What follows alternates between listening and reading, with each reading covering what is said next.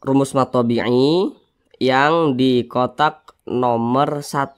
Nah, jadi kalau kita membaca Al-Quran berjumpa dengan huruf ya sukun, ini kemudian huruf ro dibaca tebal, dibaca tafkhim karena huruf ro memiliki. Semoga dengan adanya belajar mengaji Al-Quran dengan penjelasan tajwidnya yang pelan-pelan ini, saudara semuanya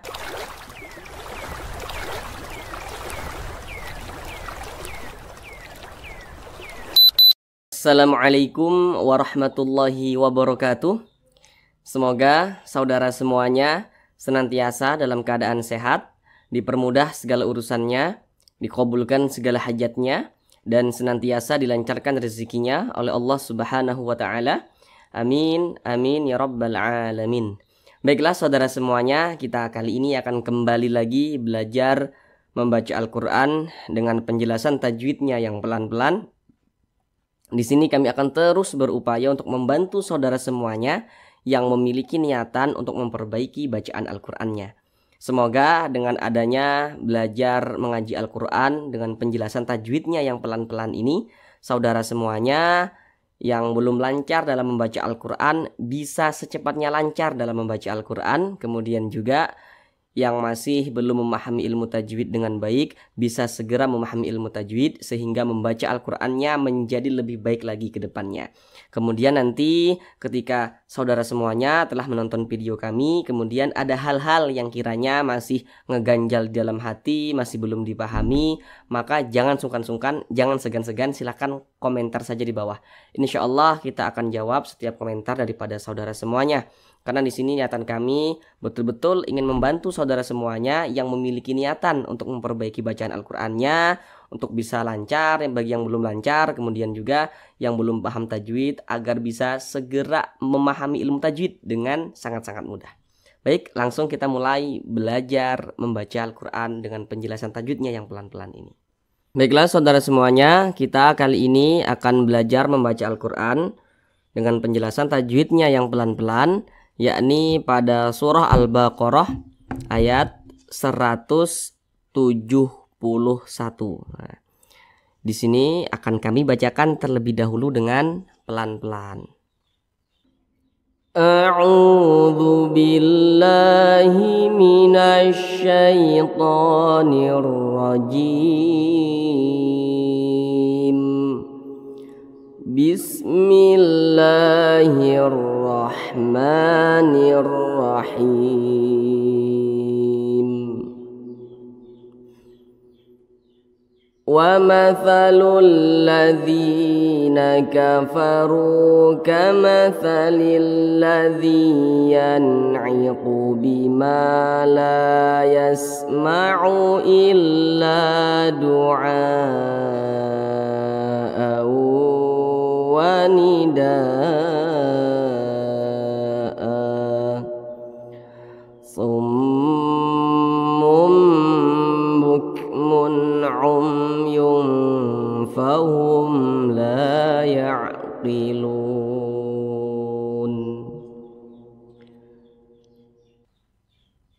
Baik, sekarang kita bahas tentang tajwidnya dengan pelan-pelan. Wa mathalul ladzi, di sini ada alif lam syamsiyah karena ada alif lam berjumpa dengan huruf lam. Nah, huruf lamnya mana?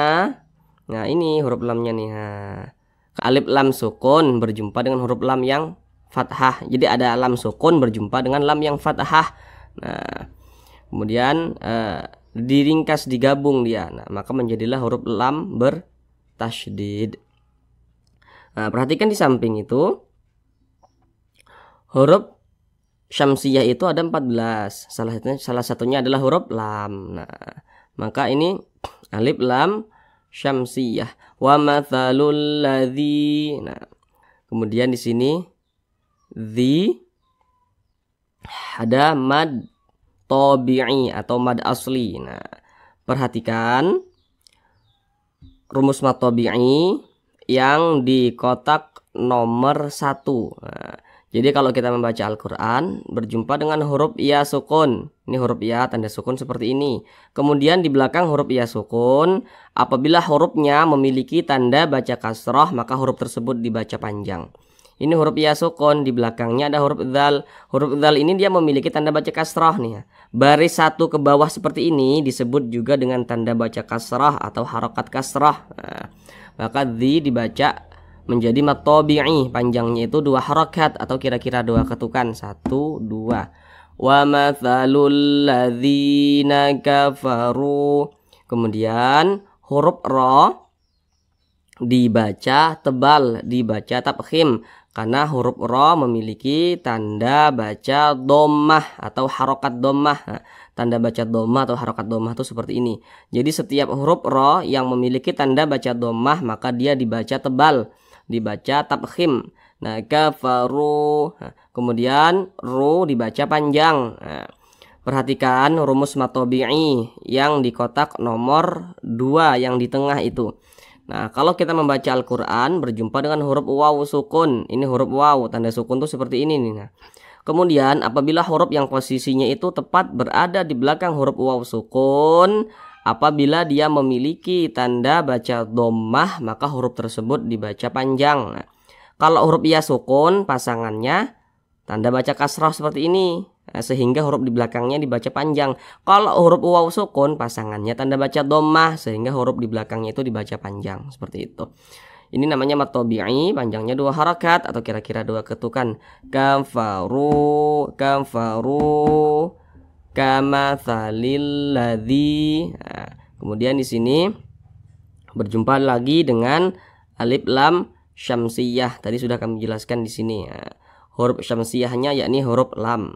Kamatsalil ladzi, dzi dibaca panjang. Nah, perhatikan lagi rumus mat tabi'i atau mad asli yang di kotak nomor 1. Kalau kita membaca Al-Quran berjumpa dengan huruf ya sukun, huruf ya tanda sukun seperti ini. Kemudian apabila huruf yang posisinya itu tepat berada di belakang huruf ya sukun, apabila dia memiliki tanda baca kasrah maka huruf tersebut dibaca panjang. Ini huruf ya sukun, di belakangnya ada huruf yang memiliki tanda baca kasrah seperti ini. Huruf apapun itu, kalau dia memiliki tanda baca kasrah, posisinya tepat berada di belakang huruf ya sukun, maka huruf tersebut dibaca panjang. Mad tabi'i atau mad asli, panjangnya 2 harakat atau kira-kira 2 ketukan. Kamatsalil ladzi yan'iqu bima. Kemudian di sini ada huruf non sukun berjumpa dengan huruf ain. Nah, namun sebelum itu perhatikan dulu di samping. Jadi kalau kita membaca Al-Quran, apabila berjumpa dengan huruf non sukun atau berjumpa dengan salah satu tanda baca tanwin. Tanda baca tanwin itu ada 3. Yang nomor 1 itu baris 2 di atas, namanya fathah tain atau tanwin fathah. Kemudian yang nomor 2 itu baris 2 di bawah, namanya kasroh tain atau tanwin kasroh.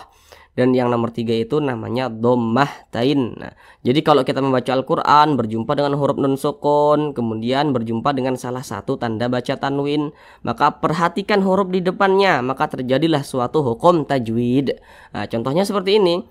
Nun sukun berjumpa dengan huruf ain, maka kita perhatikan huruf ain ini huruf apa? Nah, kita lihat di samping, huruf ain termasuk kepada huruf izhar halqi. Nah, maka nun sukun berjumpa dengan huruf ain hukumnya adalah izhar halqi. Karena dia izhar maka dibaca jelas, tidak berdengung. Jadi dibaca pendek saja. Yan'iqu bima, jangan ditahan seperti ini. Nah, itu salah. Jangan dipanjangkan, tapi dibaca pendek saja, jelas. Yan'iqu bima, seperti itu. Kemudian ma dibaca panjang. Ma dengan la ini kedua-duanya dibaca panjang, penjelasannya sama. Perhatikan rumus mat tabi'i yang di kotak nomor 3. Jadi kalau kita membaca Al-Quran, apabila berjumpa dengan huruf alif, kemudian apabila huruf yang posisinya itu tepat berada di belakang huruf alif, apabila dia memiliki tanda baca fathah, maka huruf tersebut dibaca panjang. Nah, sekarang perhatikan di sini. Ini alif nih yang disambung dengan huruf mim. Di belakang alif ada huruf yang memiliki tanda baca fathah. huruf apapun itu ya, maka dia dibaca panjang. Maka huruf mim dibaca panjang karena dia memiliki tanda baca fathah, posisinya tepat berada di belakang huruf alif. Kemudian huruf la dibaca panjang karena dia memiliki tanda baca fathah dan posisinya tepat berada di belakang huruf alif. Ini huruf alif nih, benderanya ini huruf alif. Di belakangnya ada huruf la, ada huruf lam, memiliki tanda baca fathah, maka huruf tersebut dibaca panjang. Maka kedua-duanya ini namanya mad tabi'i atau mad asli. Panjangnya 2 harakat atau kira-kira 2 ketukan. Bima la yasma'u illa, la dibaca panjang. Penjelasannya masih di rumus mad tabi'i yang di kotak nomor 3. Kalau kita membaca Al-Quran berjumpa dengan alif, di belakang alif ada huruf yang memiliki tanda baca fathah, maka huruf tersebut dibaca panjang. Ini alif nih benderanya, di belakangnya ada huruf lam, memiliki tanda baca fathah dia, maka huruf tersebut dibaca panjang. At-tabi'i panjangnya 2 harakat atau kira-kira 2 ketukan. Illa du'a. A ini namanya mad wajib muttasil. Namun sebelum itu perhatikan dulu rumus mad tabi'i. Rumus mad tabi'i yang di kotak nomor 3. Perhatikan dulu. Nah, kalau kita membaca Al-Quran berjumpa dengan alif, kemudian di belakang alif ada huruf yang memiliki tanda baca fathah, maka huruf tersebut dibaca panjang. Ini alif, di belakangnya ada huruf ain, memiliki tanda baca fathah seperti ini. Nah, maka huruf ain dibaca panjang karena dia memiliki tanda baca fathah, posisinya tepat berada di belakang huruf alif. Nah, pada awalnya namanya mad tabi'i, akan tetapi mad tabi'inya itu berjumpa dengan huruf hamzah. Ini huruf hamzah nih, tapi masih di satu kata, maka namanya berubah menjadi mad wajib muttasil. Nah, mad wajib muttasil itu panjangnya 5 harakat atau kira-kira 5 ketukan. 1, 2, 3, 4, 5. Illa du'a wa nida'a. Kemudian tanwin berjumpa dengan huruf waw. Tadi di awal sudah kami jelaskan, sudah kami ingatkan, kalau membaca Al-Quran berjumpa dengan huruf nun sukun atau salah satu tanda baca tanwin, maka perhatikan huruf di depannya. Ini tanda baca tanwin, kita berjumpa dengan tanda baca tanwin, maka kita perhatikan huruf di depannya ini huruf apa gitu ya. Tanwin berjumpa dengan huruf waw, kita perhatikan huruf waw itu huruf apa. Lihat di samping, huruf waw termasuk kepada huruf idgham bi gunnah. Nah, maka ini hukumnya idgham bi gunnah. Tanwin berjumpa dengan huruf waw, hukumnya idgham bi gunnah. Cara bacanya itu dimasukkan kemudian juga didengungkan. Apanya yang dimasukkan? Jadi bunyi tanwin ini dimasukkan atau dileburkan ke huruf waw, maka dibaca du'a au, jangan dibaca an wanida, jangan, tapi dibaca au, langsung dimasukkan ke huruf waw, au, kemudian didengungkan. Nah, didengungkan suaranya kita tahan. Nah, kita tahan, kita panjangkan 2 harakat. Nah, atau kira-kiranya itu 2 ketukan. Du'a au wanida, seperti itu. Du'a wanida. Kemudian da ini mad wajib muttasil lagi ya. Penjelasannya sama, perhatikan lagi rumus mad tabi'i yang di kotak nomor 3. Kalau kita membaca Al-Quran berjumpa dengan alif, ini alif, di belakang alif ada huruf yang memiliki tanda baca fathah seperti ini, maka dia dibaca panjang. Nah, kemudian mad tabi'inya itu berjumpa dengan huruf hamzah tapi masih di satu kata, maka namanya berubah menjadi mad wajib muttasil, panjangnya itu 5 harakat atau kira-kira 5 ketukan. Wanida, seperti itu. Kemudian ini kita baca nida'a, jangan dibaca nidaan, jangan. Nah, ini di sini penting sekali untuk diingat ya, penting sekali. Karena ini mad iwad, tapi mad iwad dengan huruf hamzah. Nah, dia agak sedikit berbeda. Kalau pada huruf-huruf lainnya itu biasanya kita sangat mudah mengamatinya. Karena misalkan di depannya sini ada alif begitu ya. Tapi kalau pada hamzah, nah ini kita butuh pengamatan, butuh pemahaman begitu. Untuk supaya tidak salah. Ini kita baca wanida'a, jangan nidaan. Nah, A-nya kita panjangkan. Nah, perhatikan. Nah, ciri-cirinya itu apabila menemukan huruf hamzah yang memiliki fathah tain. Nah, seperti ini. Hamzah. Nah, kemudian dia memiliki tanda baca fathah tain. Nah, kemudian berhenti di huruf hamzah tersebut begitu. Kemudian di belakangnya lagi biasanya ada huruf yang dipanjangkan. Ini kan hamzah nih, fathah tain, di belakangnya ada huruf dal yang dipanjangkan gitu. Ini kita baca wanida, kita rubah sendiri wanida, jangan wanidaan, jangan, tapi wanida. A kita panjangkan 2 harokat atau kira-kira 2 ketukan, mad iwat. Nah, wanida.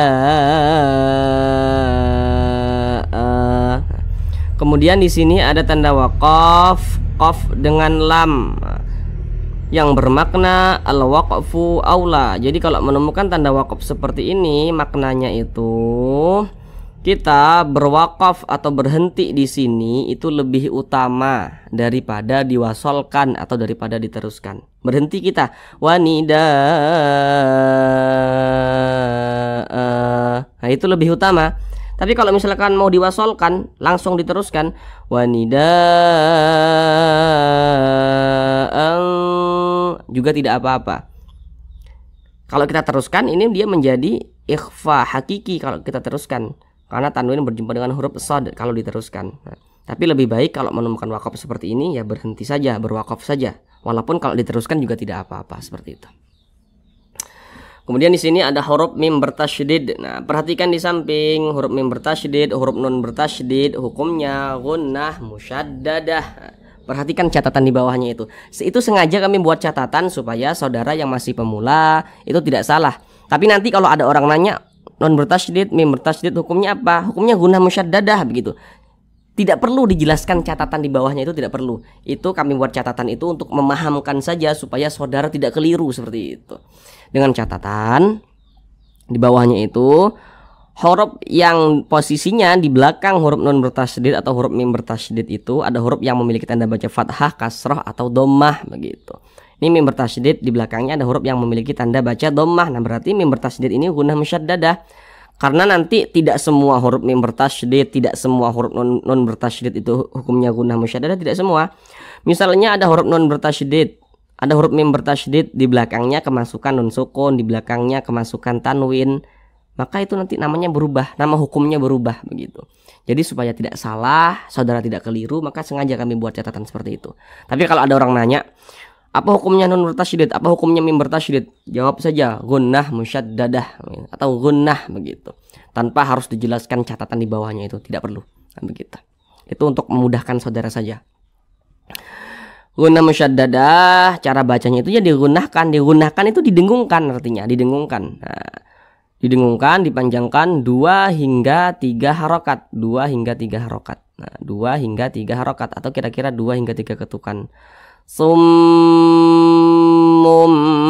bukmun, summum bukmun. Nah, kemudian di sini ada tanwin berjumpa dengan huruf ba. Perhatikan di samping huruf ba termasuk kepada huruf iqlab. Nah, maka tanwin berjumpa dengan huruf ba hukumnya iqlab. Nah, cara bacanya perhatikan di sini. Kalau tanda baca iqlab atau hukum tajwid iqlab itu dikasih mim kecil seperti ini. Nah, ini jadinya bunyinya itu dirubah menjadi mim. Jangan mun tapi mum menjadi mim. Mum didengungkan, didengungkan. Mum bukmun seperti itu. Suaranya kita tahan. Kita tahan sejenak. Summum bukmun. Kemudian di sini ada huruf kaf. Huruf kaf ini dia sukun. Maka cara membunyikannya itu buk seperti itu. Ada sifat hamas karena huruf kaf ini merupakan salah satu huruf yang memiliki sifat hamas, bukmun gitu. Jadi ada aliran udara atau ada aliran nafas yang mengalir ketika kita mengucapkannya. Bukmun seperti itu. Bukmun. Nah, kemudian tanwin berjumpa dengan huruf ain. Nah, perhatikan di samping huruf ain termasuk kepada huruf izhar halqi, maka tanwin berjumpa dengan huruf ain hukumnya izhar halqi, dibaca jelas tidak berdengung, jadi baca pendek saja. Bukmun umyun, mim sukun berjumpa dengan huruf ya, perhatikan di samping. Hukum mim sukun itu ada 3, perhatikan yang nomor 3. Kalau membaca Al-Quran berjumpa dengan huruf mim sukun, di depannya bukan huruf mim, di depannya bukan huruf ba, maka semua hukumnya namanya izhar syafawi. Ini mim sukun nih, di depannya huruf ya, bukan huruf mim, bukan huruf ba, maka hukumnya izhar syafawi, dibaca jelas tidak berdengung. Umyun fahum, tanwin berjumpa dengan huruf fa, perhatikan di samping. Huruf fa termasuk kepada huruf ikhfa hakiki ausat, maka cara melafazkannya, cara membacanya itu didengungkan, disamarkan dan juga didengungkan. Dia ausat nih. Kenapa ausat? Karena makharijul huruf nun itu dia tidak terlalu jauh, tidak terlalu dekat dengan huruf fa, di tengah-tengah. Umyun, mana huruf nunnya gitu kan. Ini kan tanwin. Tanwin itu di ujungnya ada huruf nunnya tuh. Umyun kan. Umyun, yun, an, in, un. Itu ada huruf nunnya. Nah, huruf nunnya itu jauh dengan huruf di tengah-tengah, tidak terlalu dekat, tidak terlalu jauh dengan huruf fa. Maka cara membacanya itu disamarkan, dan kadar samar dan kadar dengungnya itu seimbang. Jadi jangan dibaca umyung, itu ketebalan, berarti ketinggian dengungnya itu. Tapi di tengah-tengah. Umyung fahum, didengungkan, ditahan suaranya, dipanjangkan sejenak. Umyung fahum la. Kemudian di sini ada mim sukun berjumpa dengan huruf lam. Perhatikan lagi, hukum mim sukun itu ada 3. Fokus lagi yang nomor 3. Kalau mim sukun di depannya bukan huruf ba, di depannya bukan huruf mim, maka semua hukumnya izhar syafawi. Ini mim sukun di depannya huruf lam, bukan huruf ba, bukan huruf mim, ya izhar syafawi hukumnya gitu. Jadi cara bacanya itu dipendekkan saja, jangan ditahan, jangan dipanjangkan. Fahum la ya'qilun. Nah, kemudian la dibaca panjang. Perhatikan rumus matobi'i yang di kotak nomor 3. Kalau membaca Al-Quran berjumpa dengan alif, di belakang alif ada huruf yang memiliki tanda baca fathah, maka huruf tersebut dibaca panjang. La matobi'i, panjangnya 2 harokat atau kira-kira 2 ketukan.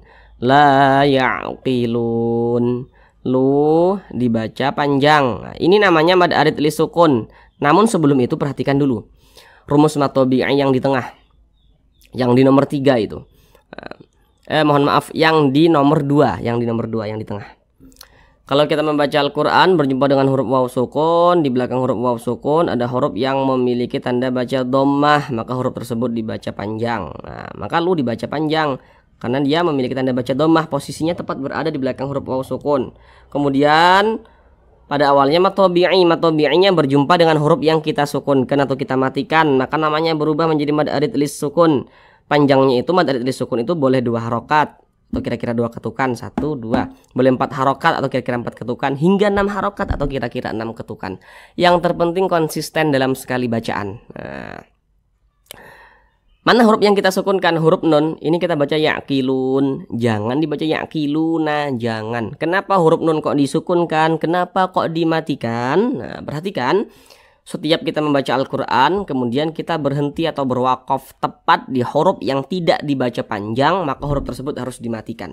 Ini kita membaca Al-Quran, kemudian berwakaf tepat pada huruf nun. Huruf nun tidak dibaca panjang, makanya dia disukunkan atau kita matikan ketika kita berhenti pada huruf nun atau berwakaf pada huruf nun. Seperti itu. Maka dibaca ya'qilun. Nah, sekarang coba kita ulang bersama-sama lagi dari awal. Bismillahirrahmanirrahim. Wa mathalul ladzina kafaru kamathalil ladzi yan'iqu bima la yasma'u illa du'a'an